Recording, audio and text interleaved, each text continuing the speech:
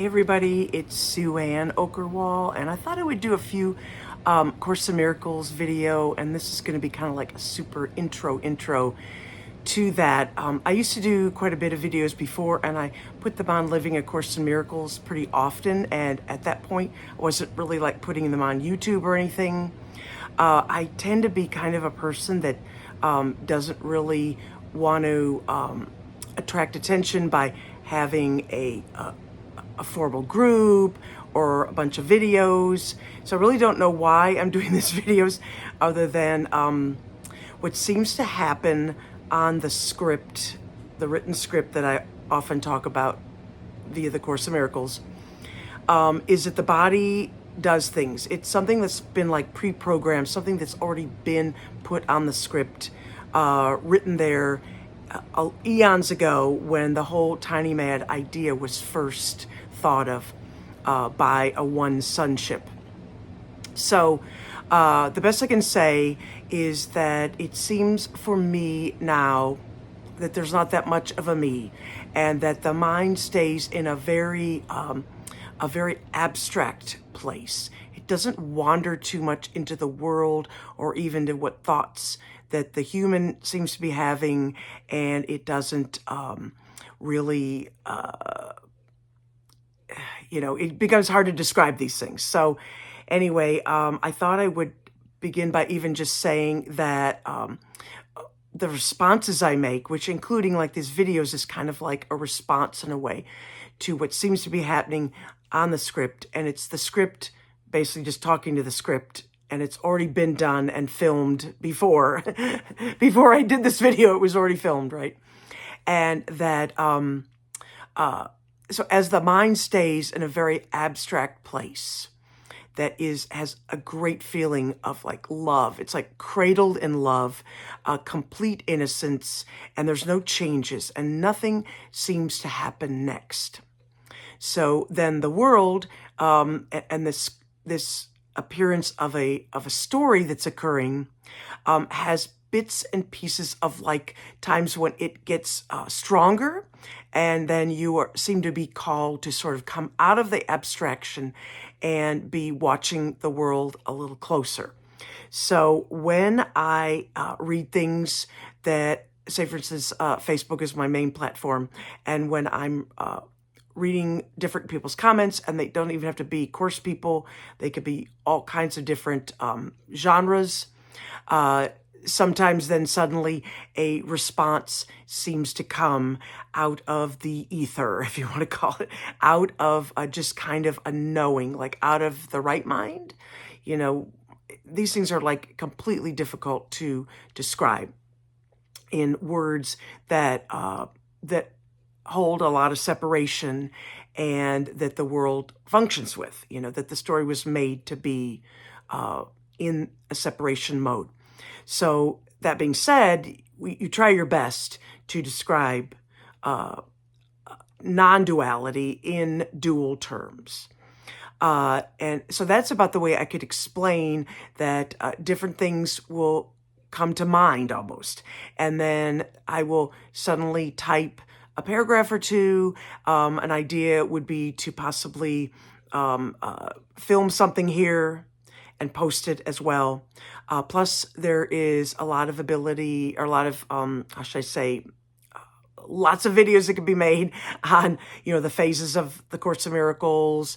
There could be videos on the forgiveness process, and that is basically mainly all that I have done. And, as a character that then wakes up, crosses the bridge, as they say, across the bridge, it is so different. There could be many different lines that are focused on. There's many that are just not really looked at very much by most course teachers. So there's just a whole volume of content that I could put together for this kind of purpose. But, so here we are in July of 2025, and it just seemed like a time to begin to do that. My son has actually been trying to push me to do more. And in fact, my YouTube channel is called Living Room Lectures, because that was the joke that for many, many years, I would talk out loud these things, and even family members and someone that's in the living room isn't even really exactly listening. And you come to find out that there really isn't anybody out there, and that you always have been teaching yourself what you wanted to learn, what you wanted to know, and what you wanted to be primary in the mind in this transition to the right mind. So, and right now it's coming to mind that, that one of the most important things to remember is that, as the character, tend to call it the character, because sometimes if we call it the ego, a lot of course people will then say that, well, there's the normal me walking around, and then the ego kind of comes and gets me, sort of like this satanic thing. And then, I do ego things, or I say ego things, or I think ego things, and I just need to get that ego away, But to tell you the truth, the entire world does not exist, nor does the character. It is a complete fabricated story, an illusion, a dream, as the Course calls it. And later in other videos, I can get into the absolute freedom that comes from these principles, and then knowing them in the right mind as truths in a universal experience is really quite amazing, because all questions become answered that have ever been wondered.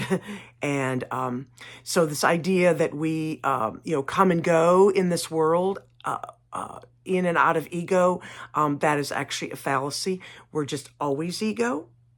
And like I said, because the right mind is completely abstract and just doesn't have any thoughts at all. It is just all-inclusive love and peace. You could say a bunch of different words about it to describe it, but what we really know about it is very little as the character. In fact, zero. So I tend to call it a character that is in a story. So you're seeing a character talking right now that is in a story. Another topic I usually cover is that this story has been written, it has an entrance, a middle, and an exit. And so you will see people having different kinds of behaviors depending on where it seems that they are in the story.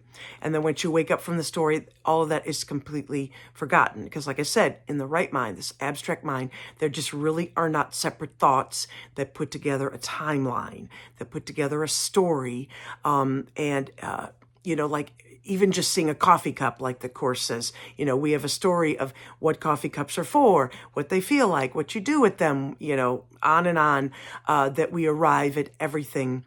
And so, like I said, as a character that seems to keep functioning, even though the right mind is now in awareness, the story keeps on going, and you still appear to be there.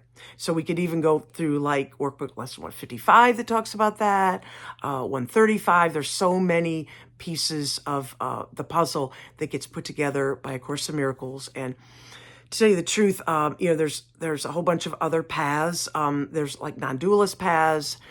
There's a lot of Eastern philosophy that really matches up, but there's really nothing that gets at why we would make this, and how we made it, and how it appears now. These are some very large building blocks that have to be understood and really known in order to choose to not have them. Because as I've also said for many, many years, you can't fix an engine if you don't even know anything about it, as just an analogy. I'm a big analogy person too, because it really helps to try to describe things in the worldly context. It says, like the Course says, it comes to an ego context, in an ego framework, actually, is the wording it uses, so that we can begin to understand it from where we first think we are. And like I said, one of the major takeaways is that we actually never really leave the character. Even if we seem to have aha moments, we seem to have a better ego at certain times, a worse ego at certain times, a holier ego, a less holier ego. We've never left the thought system, and that's okay. That is not a judgment. That is actually the freedom to realize that when we just wander around within rooms within it, we're really going nowhere. So we have to get a whole new paradigm to be exiting or crossing the bridge or whatever you want to call it, right? So anyway, this is right at 10 minutes, so I wanted to keep these two about that. So that's the end of this one for today. It's actually July 22nd, 2025. Thanks, people.